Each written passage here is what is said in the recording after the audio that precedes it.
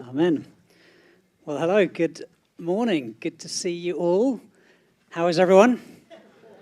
I've just come back from holiday, testimony in itself, which has been great.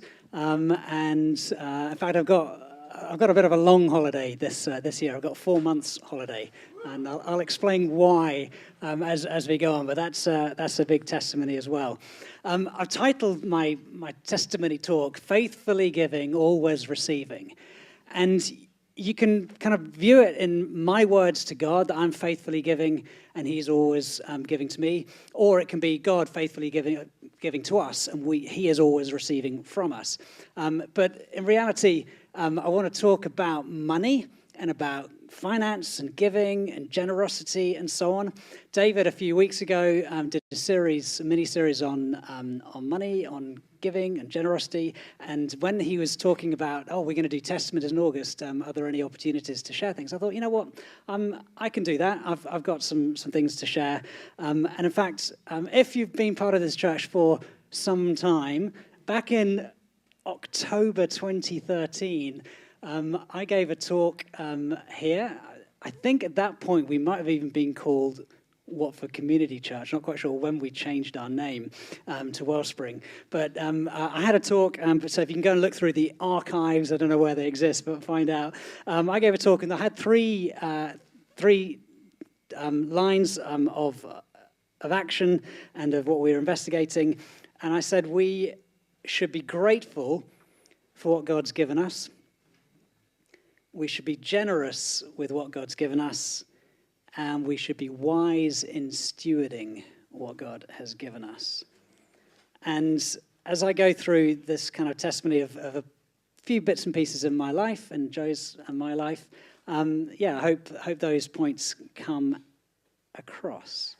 So I'm going to start by saying in 1996, I attended a discipleship course, and it happened to be here in Watford. And at the end of that discipleship course was a kind of question. It was a bit like a fork in the road. What do I do next? Do I go into church ministry somewhere, like a youth worker or something? Or do I go into, we'll call it the world of work? And I was like, oh gosh, God, what should I do? You know, help, it's like this or that. I don't want to get it wrong. And so I sought wisdom and counsel, and one of the leaders on the course chatted and prayed with me. And just something I found super, super helpful, and I hope that you might too, if you're at that kind of point of like decision making, was God's will is not so much a tightrope that if you take a little step off, you're going to plummet and fail. It's more like a field where there are boundaries, yes, but there's a little bit more flexibility in what you're able to do and what you can do. And actually, God can work with all of us in every situation. Whatever might happen, he can say, this is what we can do next. Which was really good for me, because actually I thought to myself, I don't want to be a youth worker. And I was like, oh, no, am I supposed to do this? And I chose to go into the world of work, into business, for three kind of main reasons. One, I wanted to be a Christian in the workplace. I wanted to take God and share my faith as how I worked and my relationships with my colleagues and so on. I wanted to have work as a mission field and work also as worship. If we look back at our kind of heritage from the Jewish tradition, they never separated God out of anything. It wasn't Sunday or Sabbath worship and work was separate and family was separate. But God pervaded every aspect in every area of our lives. And so that's something that I've wanted to do as part of my whole life, have God as all of it. So work as a mission field and as work as worship, but also being in the world of business, the world of work, enabled me to receive money and then give it away as well. So I could get money to live and to pay the bills and all the rest of it, but also to be generous, to have money to give away. And I was looking back at our accounting spreadsheets, and look, I'm a bit of a nerd, a bit of a geek, whatever. I've got spreadsheets of all of our finance going back all the way. I couldn't actually find it earlier than 2006, but I'm sure it does exist somewhere. But Joe and I have been tithing, have been giving the percentage of our income as far and as long back as I can remember, I don't remember a time when we did not choose to give. We have always done it, and that's why I've titled this partly Faithfully Giving. We've been giving faithfully every month, every week, every whatever. Not just into church, but to different charities, to just different mission organizations, to different individuals and so on. And over the years, we've evaluated those and made some changes to them. But one of the things I just thought I'd just pluck out of giving, so we've got these lovely little envelopes, and every week we have the opportunity to put them in the basket. Now, every week I do choose to put an envelope in the basket. However, there is nothing in it apart from a pen, and I don't write on it. But I put the envelope in my basket to say this represents the offering that I have made through my bank. Now, I don't want to tell you what to do, but this is the way that we do it. I do not have a standing order set up, okay? Because I want to every month make that decision, make that choice. I'm giving it. I type the details in. I say, here it is, this many pounds, this many whatever, and in it goes. And that's our gift, and we choose to do that. And then when the baskets come around, it's thank you so much. Thank you for what you've given, and we choose to give back some of what you've given us to your glory for your kingdom's sake. So however you might want to do that, just take a pause as the baskets come around. Don't just pass it on, and forget, oh, I've already done that. Think about it. Make it intentional. Now, when I went into work and I started receiving an income, you then have this decision point of, well, what do I do? How do I spend it? I've got this money in my bank account. What do I do? And we've got three words. You may be familiar with them. You may choose to have them in a slightly different order in your way, but this is how we choose to do it. So first up is give. Whatever comes in, all of our giving, in my budget spreadsheet, giving is at the top, all right? Give at the top.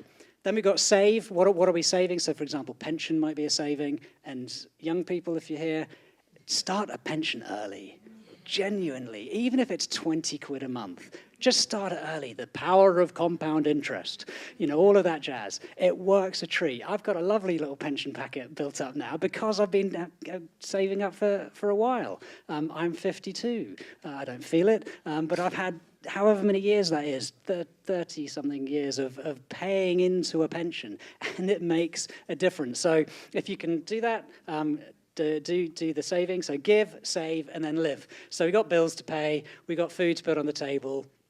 It's important to do that. But saving is not just for things like pensions. Saving is for things like holidays. Saving is for rainy days or whatever it might be, for birthdays, being generous, that you then have the money there to give away. I'm trying to work out where I got to. Oh, yes. So Proverbs 6. There's a lovely little verse in here that talks about ants. So think about the ant. Go to the ant, you sluggard. Consider its ways and be wise. It has no commander, no overseer or ruler, yet it stores its provisions in summer and gathers its food at harvest. And why? So that over winter it is able to survive. And, the ant is pretty small in comparison to us. Your brain is considerably bigger than an ant's. So I would challenge you and encourage you, make a decision to save money, put money aside, do what you can, and that may be readjusting some of what you spend. You may not need to spend it. Now, look, I'm a nerd, as I said. I've got a spreadsheet. It goes through pretty much every single thing. I've got pots for our food budget every month that you then gradually take money out of. I've got pots for fuel, so you spend on the car. I've got pots for insurance and maintenance for the car, all of those things, so that I've got it ready to go. And I'm so grateful to God for giving me that money up front. Now, sometimes God does it the other way around, and your circumstances may be a little bit different, and your boiler might break down, or your washing machine might break, and you're like, oh, Lord, I don't know what to do. Help me, please. And you might get an envelope through the door. Somebody has answered your prayer because God has prompted them to give to you. Hallelujah. That God is good, and he does do that. For me, God says, hallelujah, look in your bank account. And it's like, you've already given it to me. Thank you so much. I don't need to go out and ask anywhere else. You've already given it. I'm so grateful to what you have done in my life. So we've always given a percentage of our gross income.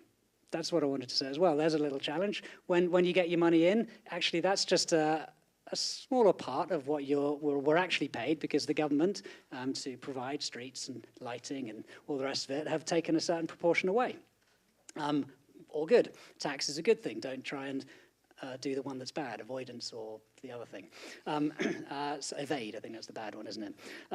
So give out of your gross. And then when you gift aid it, hey, even more is given. So that's a fantastic thing to do. So that's how we have done it. My encouragement as well with all our budgeting, don't go into debt. So there is the interesting challenge of, but I want X, Y, and Z, and I can't afford it, so I will go into debt to get it. Now look, I don't know your circumstances and what it might be, but in all my life, asterisk, I'll explain, I've never had a debt. My first car, I did have a loan from my parents. Just want to clarify that. That was very kind of them to do that. And I do have a credit card. We have credit cards, and we pay them off every month, so we never pay any interest. I was asked in between the services, what about 0% finance? It's a good question. I use my credit card more as cash flow management than I do as, well, than a credit, because I don't use it as credit. I'm not buying something on credit. I'm just using it as cash flow management. If you're able to afford something and there is the option of cash flow management by 0%, use it, play the game, that's fine. Because you're saving money, you've got it there, and it's earning yourself some interest, and then you're gradually paying it off. That's okay. I would just be careful about taking any loan out, just because your circumstances may change. You may not be able to afford it later on. Obviously, entirely up to you as to what you do, but I'm challenging you. My principle is never go into debt. Save up for what you want to buy. It's stood us in good stead, and I hope it might you too. So in all of this, I said I'm a bit of a nerd, a bit of a geek. Be shrewd, okay? Be shrewd in some of these things. We've got a Nectar card. You probably have the same, Tesco Club cards and all those sorts of things. Joe kind of laughs at this. Look after the pennies and the pounds look after themselves, right? We've been saving, and you look on the Nectar app, if you buy this, you get this many points. I've got £45 worth of points at the moment. Hey, that's pretty cool. That'll go towards something at Christmas when we got the family around, and we can afford an extra bit on the budget when it says, we've got more to spend. The budget says this much, we want to spend that much. Well, we've now got it because we saved it up on the card. Be shrewd. I use cashback sites. I've had over 1,000, maybe up to £2,000 over a number of years back in cashback. Be shrewd. It's all available to you. So there's all that, and there's a parable about a shrewd manager. I think I'm in good faithful friends there. When I'm talking about a budget, and when I say I'm a bit of a nerd and a bit of a geek, we don't just budget. We have a menu for our food. Okay, we don't go to the shops and think, what should we eat this week? Ooh, bit of that, bit of that, bit of that. And then at the end of the week, think, we've got all this left over that's now gone to waste. We have a menu for our food. We choose what we're going to eat so that we don't waste it, which means that our budget is lower. Be shrewd, be careful. That's worth doing. Okay, I'm going to talk a little bit about an event that occurred when we moved house. So we moved house back in 2011, and we were praying about what to do. We might have had the opportunity, we did have the opportunity to go live somewhere else. We could choose and go somewhere. And so we were praying what to do, and I was praying with Tim and Helen at the time, and they gave us an option, let's put it that way. They said, why don't you stick around? Why don't you stick around and continue to grow, build the church, use your gift as ministry, and choose to stay here? So it's like, you know what?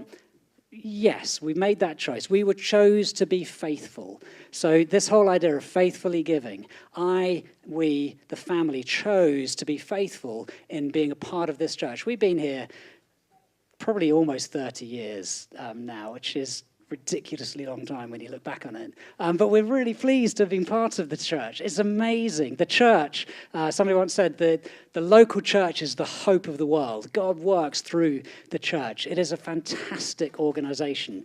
It has its grumbles and niggles, but it's a fantastic organization. Love the church, love the people, love what we do.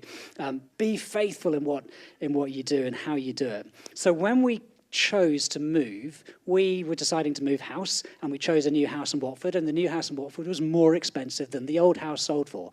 So we needed to get another mortgage. Now, at the time, my parents incredibly generously downsized and gave us a big chunk of cash, and we were then looking at what we could do to pay for the rest of it. And a few years prior, my grandmother had died and left us a little bit of an inheritance. We had £40,000. Oh, wow, that's fantastic. And I, trying to be a clever, shrewd steward, thought I would invest that. And so I did. But as they say, the value of your investments may go down as well as up. Ours had gone down. And at the time, when you need the money and you look at it, you go, this is not good. This is really not good. And it was very emotional at the time, and still is a little now. And I looked at it, I thought, what am I doing? What has happened here? And I want to draw your attention to the 10 Commandments. I'm sure you're familiar with them. The last one in Exodus 20, chapter 17, says, "You shall not covet your neighbor's house, nor your neighbor's wife, or his male or female servant, his ox or his donkey, or anything that belongs to your neighbor." In other words, in simple terms, don't be greedy. Now, I had chosen to be greedy. And for me, it wasn't about stuff so much. It was actually about a bank balance. I wanted the number on the spreadsheet to be higher. And so I was trying to do things that I thought was clever, but they weren't clever. And effectively, 40,000 became nothing. And it was pretty miserable, genuinely. And I phoned my dad, Dad, what on earth do I do?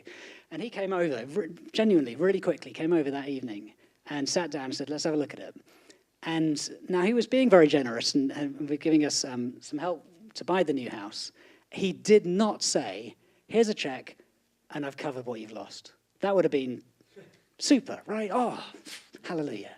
No, he said, oh, that's difficult. Well, let's see how you're going to work it through. You need to now call up the stockbroker, whoever's got the accounts. You need to sell what you have, get what you can, and work it out. And as a result, the mortgage that we had was significantly higher than it would have been otherwise. And for 14 years, we've been paying off mortgage at a higher rate than we would have done.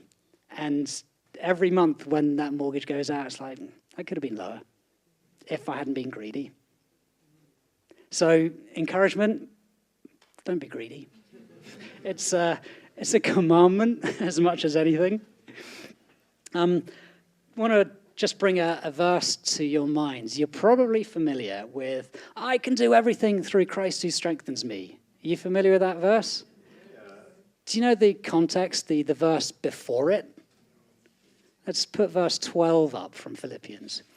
I know what it is to be in need, and I know what it is to have plenty. I have learned the secret of being content in any and every situation, whether well-fed or hungry, whether living in plenty or in want.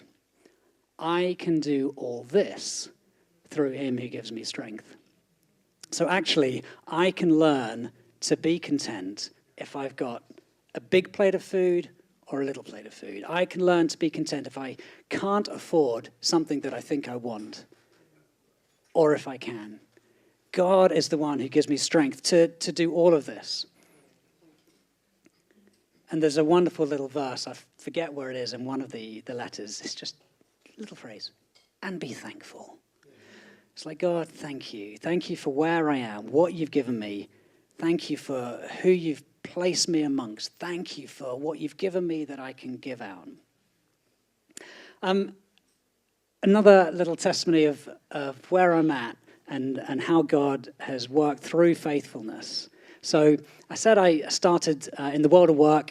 I was 21 or 22, and I started working for a cable-making company in Hemel Hempstead. It was called BICC at the time. It got bought out by Corning Cables. I was writing C++ software, if you're familiar with technology. I was a programmer writing C++.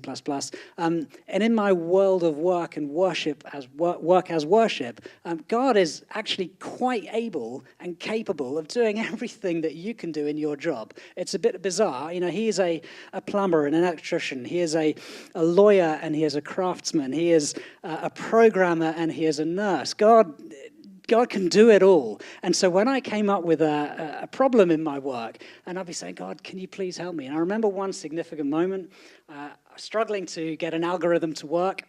It wasn't doing it. So I went down to the toilet, sat in a cubicle and prayed, God, help me figure this out. What do I need to do? You know, God knows, as I often say, the ones and the noughts. He's there with the digital stuff. And I just got this simple answer to prayer: use a Boolean flag.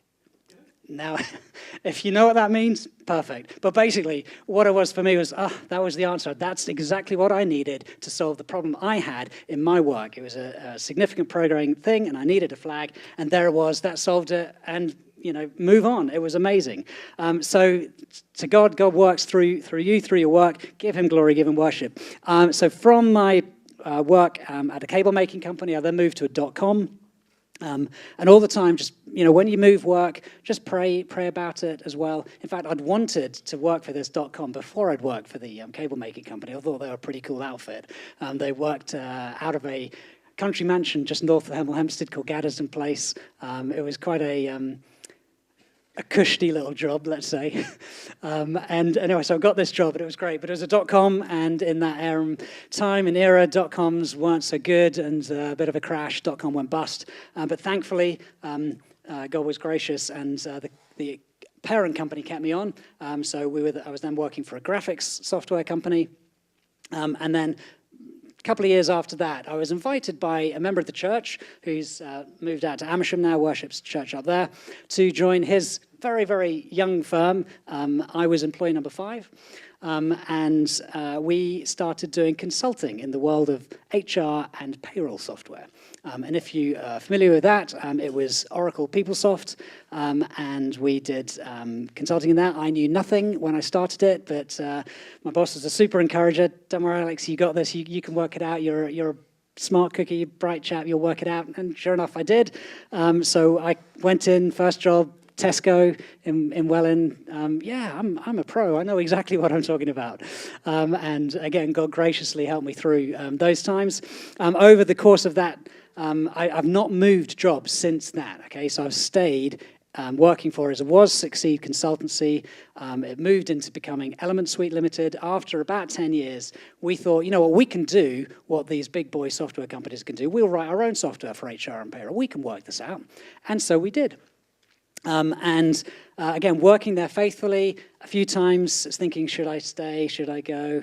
Not sure. Is it the best place? But no, chose to stay there faithfully. And I've had many conversations with a few of you around, is it the right thing to do? Is it not the right thing to do? But anyway, ended up staying.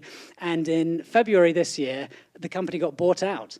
And amazingly, huge surprise to everybody, because you know how deals work in business. They come to the 11th hour and then they just fizzle. And you're like, oh, what happened there?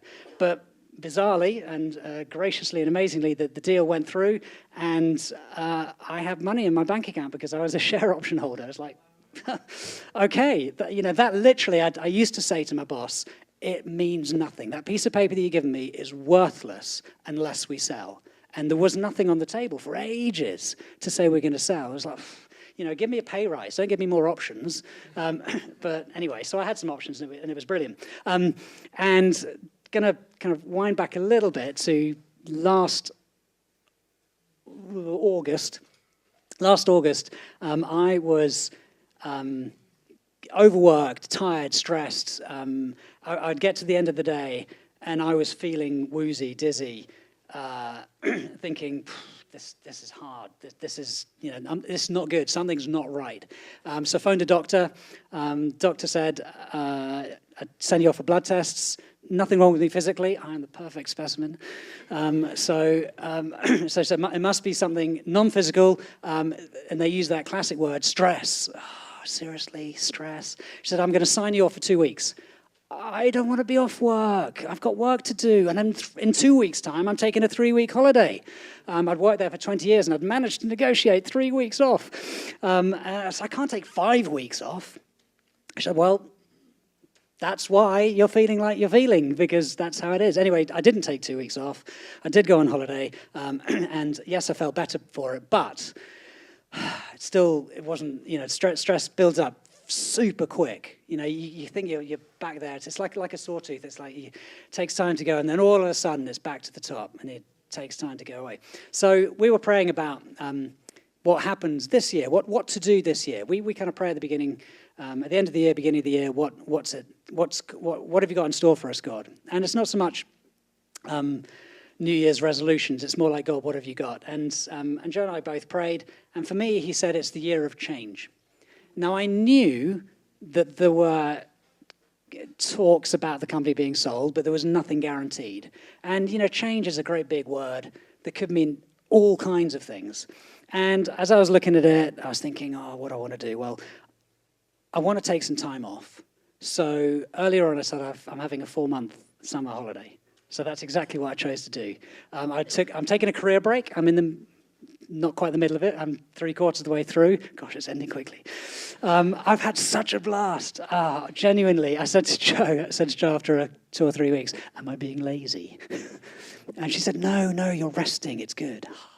I've had such a lot of stress and expectations. It's good to rest. And I've done so many fun things with the family. The kids and I went to Madeira. I went down to Lee Abbey in North Devon for a little retreat.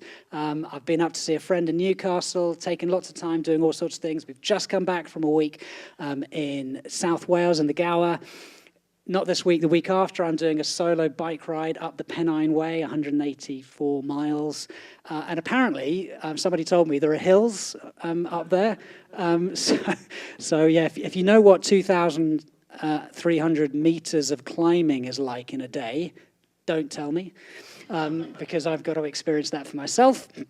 But I'm going to do that next week, or the week after next. But I'm taking some time off because God has given me this opportunity to do that. And I've been posting on LinkedIn, which is normally a thing to go and celebrate people's work and achievements, and I've been promoted and all of that, like, oh, look how well I'm doing. And I'm kind of posting like a little bit counterculture, saying, do you feel a little bit tired? Do you feel a little bit burnt out?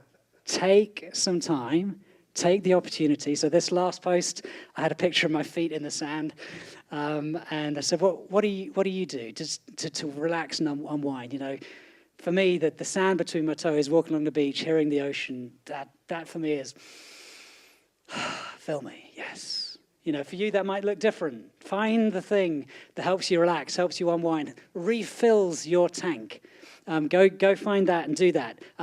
In this day and age, the government has been kind of encouraged to allow more flexible working. After COVID, people realized that working from home was an option.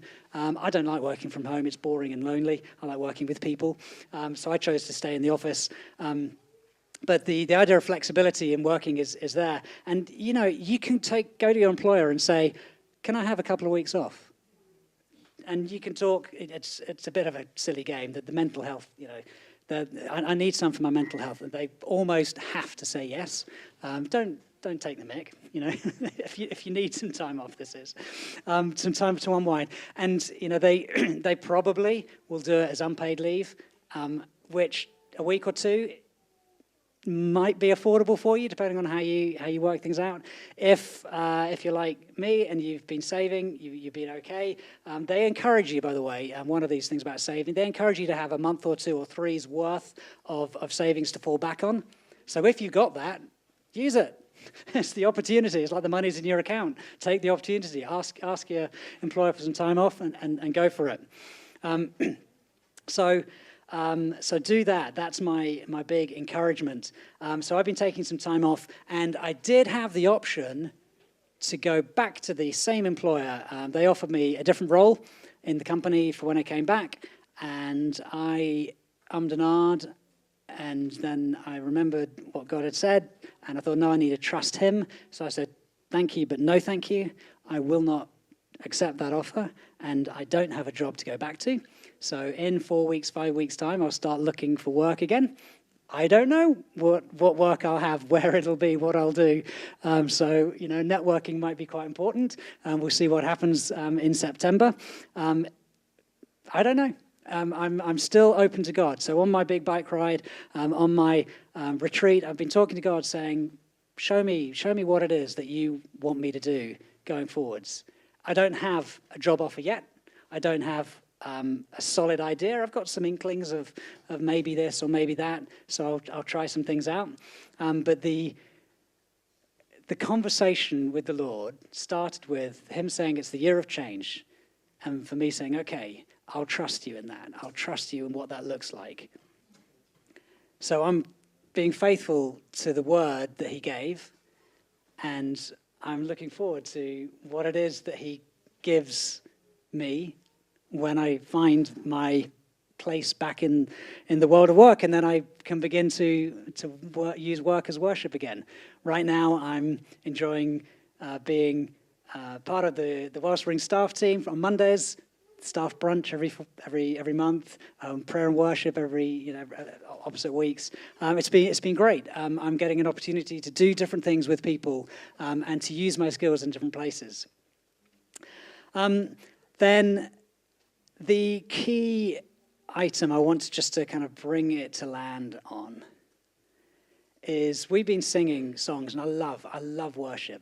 I love singing to God. Worship music is a way of expressing to God. But one of the songs we sang, from you are all things, and to you are all things, you deserve the glory. That's actually straight out of the Bible. Some of these songwriters are a bit cheap with figuring lyrics out. They just use the Bible. Romans 11, verse 36. For from him and through him and to him or for him are all things. And my encouragement to you is give him glory. To him be the glory for all that he's given you, how you use it, what you spend your money on, how you spend your time, what you do. We're encouraged to be generous. We're encouraged to be open with our money. In fact, 1 Timothy 6, 17, we've got this as well.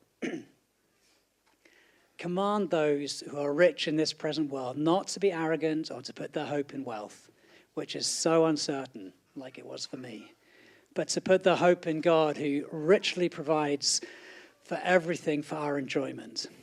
Command them to do good, to be rich in good deeds, and to be generous and willing to share. In this way, they will lay out treasure for themselves as a firm foundation for the coming age, so that they may take hold of the life that is truly life. So think about your life, your finances, your giving, how you budget. If you want some help, I'm very happy to share my thoughts. I'm not a financial planner or advisor, so I can just give you my thoughts. But if you want to, then please do come and ask me. I'm happy to share how my spreadsheet works and how that looks. It's pretty straightforward, but a bit geeky. That's my super encouragement. Through him, from him, through him, to him, and for him are all things. You deserve the glory. Amen. Thank you, Alex.